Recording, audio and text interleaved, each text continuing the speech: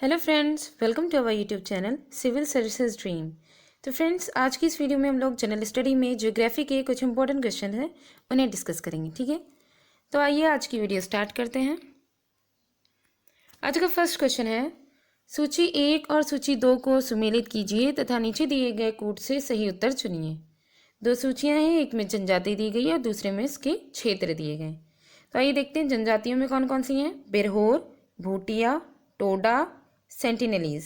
ठीक है, और क्षेत्र में है अंडमान एवं निकोबार द्वीप समूह, तमिलनाडु, सिक्किम और झारखंड। तो कोड की सहायता से हमें इसका आंसर करना है।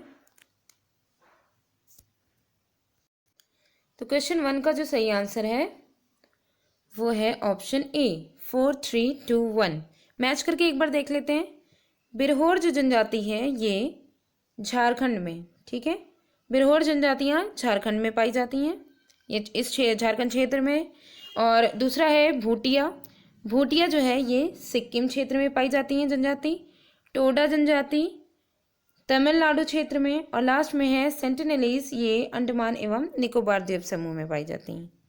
ठीक है, तो क्वेश्चन 1 का जो सही आंसर है ऑप्शन ए है 4, 3, 2, 1। नेक्स्ट क्वेश्चन है क्वेश्चन नंबर 2। क्वेश्चन 2 में है कथन ए, मतलब इसमें कथन और कारण दिए गए हैं। तो पहले देख लेते हैं कथन में क्या है। कथन ए में है भारत की पश्चिमी घाट की नदियां डेल्टा का निर्माण नहीं करती हैं। कारण उसका दिया गया है वे छोटे प्रवाह क्षेत्रों एवं अपेक्षाकृत कठोर चट्टानों पर प्रवाहित होती हैं। तो नीचे दिए गए कूट का प्रयोग करके हमें सही उत्तर इनका चुनना है। तो आइए देखते हैं। ए तथा आर दोनों सही है तथा आर ए की सही व्याख्या है। ए तथा आर दोनों सही है परंतु आर ए की सही व्याख्या नहीं है। ए सही है परंतु आर गलत है। ए गलत है परंतु आर सही है। तो इसमें कौन सा ऑप्शन सही होगा। क्वेश्चन 2 का जो सही आंसर है वो है ऑप्शन ए। ए तथा आर दोनों सही हैं तथा आर ए की सही व्याख्या करता है। आइए देखते हैं कैसे। भारत की पश्चिमी घाट की नदियाँ डेल्टा नहीं बनाती हैं। ठीक है, पहला तो हमारा कथन यही है क्योंकि वे ऊंचाई से समुद्र में गिरती हैं। ठीक है, और प्रपात एक झरने की तरह ये समुद्र में गिरती हैं जिससे डेल्टा निर्माण के लिए उन्हें उपयुक्त स्थल नहीं मिल पाता है। ठीक है, और पहले बात तो हम ये समझ लें कि डेल्टा का निर्माण कैसे होता है। डेल्टा का निर्माण जो नदियाँ अपने साथ तलछट लेकर के आती हैं, उनके इकट्ठा होने पर कई सारी नदियाँ जब एक साथ मिलती हैं और अपना अपना तलछट लेकर के आती है तो ट्राइंगल जैसा जब शेप बना लेती हैं तो उसी को ही हम डेल्टा कहते हैं। ठीक है, तो यहाँ पे ये कहा गया है कि जो पश्चिमी घाट की जो नदियाँ हैं वो डेल्टा इसलिए नहीं बनाती हैं क्योंकि वो ऊंचाई से समुद्र में गिरती हैं प्रपात की तरह, और वो डेल्टा का निर्माण इसीलिए नहीं कर पाती हैं क्योंकि उनको उपयुक्त स्थल नहीं मिल पाता है।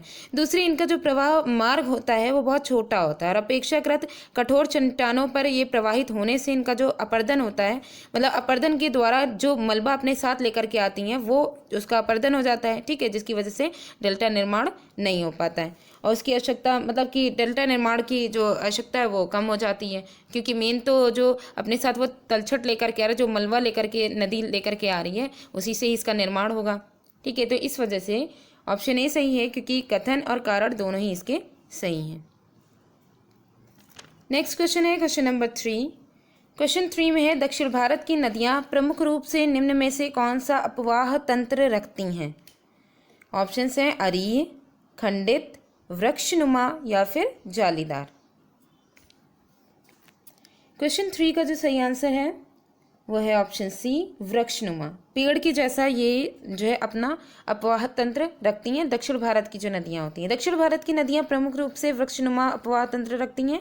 वृक्षनुमा प्रवाह को पादप प्रकार प्रतिरूप, जिसे डेनेट्रिक पैटर्न भी कहा जाता है। ठीक है, इस प्रकार का विकास जो है वो प्रमुख रूप से ग्रेनाइट शैलों वाली जो चौड़े तथा सपाट विस्तृत भाग पर ये जो इस तरीके का जो विस्तार होता है, विकास इस तरीके का होता है। ठीक है, ये देखने पर वृक्ष की तने तथा शाखाओं के समान लगता है। तो इसी वजह से जो ये दक्षिण भारत से निकलने वाली जो नदियां हैं उनकी ब्रांचिंग जो होती है, जैसे वृक्ष में जो तने से होकर के फिर उसके बाद जो उनकी शाखाओं में वो बिखर जाती हैं, इसी तरीके से होता है इनका अरेंजमेंट। इस वजह से दक्षिण भारत की जो नदियां हैं उनका अपवाह तंत्र वृक्षनुमा है। नेक्स्ट क्वेश्चन है क्वेश्चन नंबर 4। क्वेश्चन 4 में है राष्ट्रीय जलमार्ग संख्या 1 जोड़ता है। ऑप्शंस हैं इलाहाबाद हल्दिया को, सदिया धुबरी, कोल्लम कोट्टापुरम या फिर काकीनाडा पुडुचेरी। क्वेश्चन 4 का जो सही आंसर है वो है ऑप्शन ए इलाहाबाद हल्दिया। हल्दिया से इलाहाबाद तक जलमार्ग को 22 अक्टूबर 1986 1986 में इसको जो है इसको राष्ट्रीय जलमार्ग संख्या 1 घोषित किया गया था, ठीक है। और किसको? इलाहाबाद से हल्दिया के बीच में जो जलमार्ग है। और बाकी की यहाँ पे हैं उनको भी हम देख लेते हैं। देखिए जो राष्ट्रीय जलमार्ग 2 है वो सदिया से धुबरी, ठीक है, सदिया से धुबरी तक के ये है। इसकी स्थापना, इसकी जो मतलब कि घोषित किया गया था राष्ट्रीय जलमार्ग 2, इसको 1988 में किया गया था, ठीक है। इसके बाद है राष्ट्रीय जलमार्ग 3, तो ये तो दूसरा वाला हो गया सदिया वाला, ठीक है।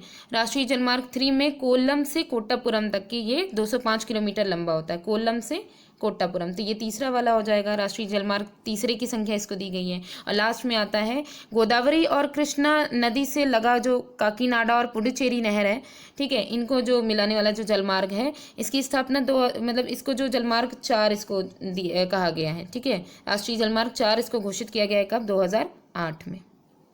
तो इसलिए क्वेश्चन में जो पूछा गया था राष्ट्रीय जलमार्ग संख्या 1 किसको किसको जोड़ता है, तो इलाहाबाद और हल्दिया को। नेक्स्ट क्वेश्चन है क्वेश्चन नंबर 5। क्वेश्चन 5 में है निम्न में से कौन से शीतोष्ण घास के मैदान यूरेशिया में पाए जाते हैं? ऑप्शन हैं डाउन्स, वेल्ट्स, स्टेपीज या फिर प्रेरीज। तो क्वेश्चन 5 का जो सही आंसर है वो है ऑप्शन सी, स्टेपीज। स्टेपीज जो घास के मैदान हैं, शीतोष्ण घास के मैदान, ये जो है पश्चिम रूस और मध्य एशिया, इन्हीं दोनों को मिलाकर के यूरेशिया बनता है, उसमें ये पाए जाते हैं। नेक्स्ट क्वेश्चन है क्वेश्चन नंबर 6। क्वेश्चन 6 में है निम्नलिखित में से कौन एक व्यस्ततम समुद्रिक व्यापारिक मार्ग है? ऑप्शंस हैं Cape of Good Hope, Panama नहर, स्वेज नहर या फिर उत्तरी अटलांटिक। तो क्वेश्चन 6 का जो सही आंसर है वो है ऑप्शन डी, उत्तरी अटलांटिक। उत्तरी अटलांटिक विश्व का व्यस्ततम समुद्रिक व्यापारिक मार्ग है और ये यूरोप और अमेरिका के मध्य व्यापार का एक प्रमुख माध्यम है, ठीक है। नेक्स्ट क्वेश्चन है क्वेश्चन नंबर 7। क्वेश्चन 7 में है निम्नलिखित में से कौन एक देश बहुत महत्वपूर्ण यूरेनियम अयस्क निक्षेप के लिए जाना जाता है? ऑप्शंस हैं कनाडा, चीन, पाकिस्तान या फिर जैरे। तो क्वेश्चन 7 का जो सही आंसर है वो है ऑप्शन ए, कनाडा। विकल्प में जितने भी देश दिए गए हैं उनमें सर्वाधिक यूरेनियम अयस्क निक्षेप जो है वो कनाडा में पाया जाता है, जबकि उत्पादन में जो प्रथम स्थान है, ठीक है, पहला स्थान अगर देखा जाए तो वो कजाकिस्तान का है, पहला स्थान कजाकिस्तान का है। और यहाँ पे जो विकल्प में दिए गए हैं उसमें कनाडा में जो है महत्वपूर्ण, जो सबसे ज़्यादा जो यूरेनियम निकलता है वो कनाडा से निकलता है। नेक्स्ट क्वेश्चन है क्वेश्चन नंबर 8। क्वेश्चन 8 में है जापान लगभग आत्मनिर्भर है। ऑप्शंस हैं बॉक्साइट में, लौह अयस्क में, तांबा में या फिर खनिज तेल में। तो क्वेश्चन 8 का जो सही आंसर है वो है ऑप्शन सी, तांबा में। तांबा उत्पादन की दृष्टि से जापान को लगभग आत्मनिर्भर कहा जाता है, ठीक है। यहाँ पे जापान के होन्शु तथा शिकोकू, ये दो इसके जो है द्वीप हैं जापान का, ये सबसे अधिक तांबा उत्पन्न करते हैं, ठीक है, होन्शु और शिकोकू। नेक्स्ट क्वेश्चन है क्वेश्चन नंबर 9। क्वेश्चन 9 में है सूची 1 को सूची 2 के साथ सुमेलित कीजिए तथा सूचियों के नीचे दिए गए कूटों से सही उत्तर का चयन कीजिए। तो दो सूचियां हैं, पहली सूची में ज्वालामुखी दिए गए हैं, दूसरी सूची में देश दिए गए हैं। तो देखिए सबनकाया ज्वालामुखी देख लेते हैं कौन कौन से हैं। Mount Etna, Colima, Merapi.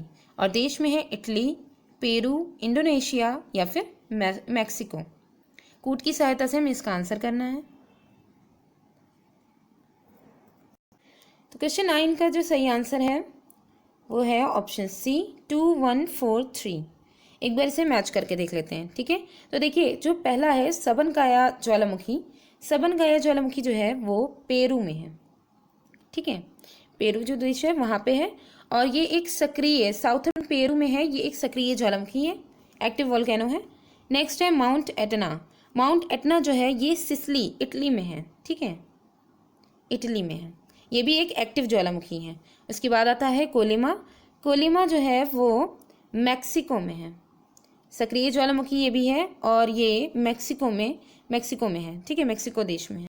और लास्ट में है मेरापी जो है वो इंडोनेशिया में है। ये मोस्ट एक्टिव वोल्केनो है इंडोनेशिया का। तो क्वेश्चन 9 का जो सही आंसर होगा वो ऑप्शन सी है 2143। और यहाँ पे जितने भी ज्वालामुखी दिए गए हैं सारे के सारे सक्रिय ज्वालामुखी।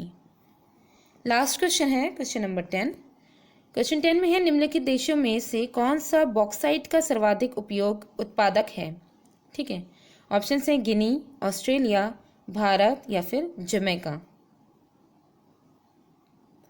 तो क्वेश्चन 10 का जो सही आंसर है वो है option B, Australia. Bauxite aluminium ये जो बॉक्साइट है ये एल्यूमिनियम धातु का अयस्क है। ठीक है, और हमने इसके बारे में पहले भी थोड़ा सा डिस्कस किया होगा। तो हमें ये पता है कि जो बॉक्साइट है उसमें एल्यूमिनियम की जो मात्रा होती है वो 55 से 65% होती है। ठीक है, और विश्व की 4 शीर्ष बॉक्साइट उत्पादक राष्ट्र हैं, जिनमें जैसे ऑस्ट्रेलिया है, चीन है, ब्राज़ील है और जमैका है। ठीक है, तो इसमें जो सबसे सर्वाधिक जो उत्पादक क्षेत्र है वो ऑस्ट्रेलिया है। तो फ्रेंड्स, आज की वीडियो यहीं पे ही एंड होती है। Thanks for watching.